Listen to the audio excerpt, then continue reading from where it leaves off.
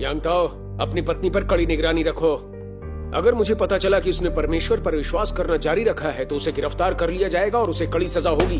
अगर तुम किसी बैठक में गई तो मैं तुम्हारे पैर तोड़ दूंगा।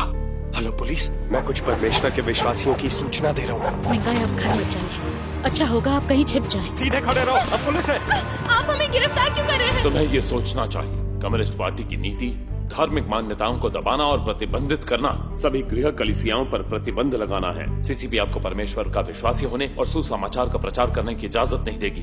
हम सर्वशक्तिमान परमेश्वर के सत्यों का प्रचार करते हैं और उनकी गवाही देते हैं ताकि लोग उनके उद्धार को स्वीकारें। आप लोगों को परमेश्वर पर विश्वास करने और सुसमाचार का प्रचार करने से रोकना क्यों चाहते हैं? ये आप ही हैं जो कानून तोड़ रहे हैं।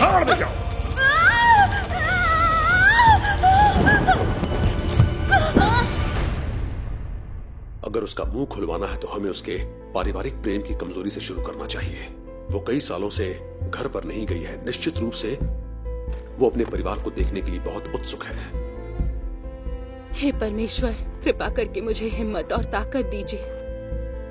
तुम्हारे परमेश्वर में विश्वासी होने के कारण तुम्हारे बेटे, ससुर और सास को और कितनी परेशानियां झेलनी पड़ेंगी। तुम्हें अपने बच्चे और इस परिवार के लिए चिंता करनी चाहिए, भले ही तुम अपने बारे में ना सोचो। जो परिवार कभी एक खुशहाल परिवार हुआ करता था, अब टूटकर बिखर गया है। इस सब की वजह आप हैं।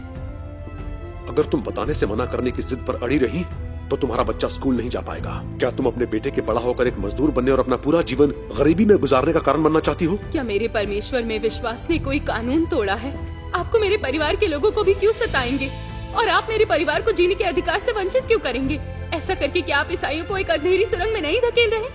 सीसीपी ईसाइयों के परिवार के लिए ऐसी तबाही लाती है और फिर पलट कर कहती है कि हम ईसाई इसके लिए खुद ही जिम्मेदार हैं। क्या ये तथ्यों को बिगाड़ना नहीं है, सही को गलत साबित करना? ये मिंगाई, आप बहुत दूर चली गई हैं।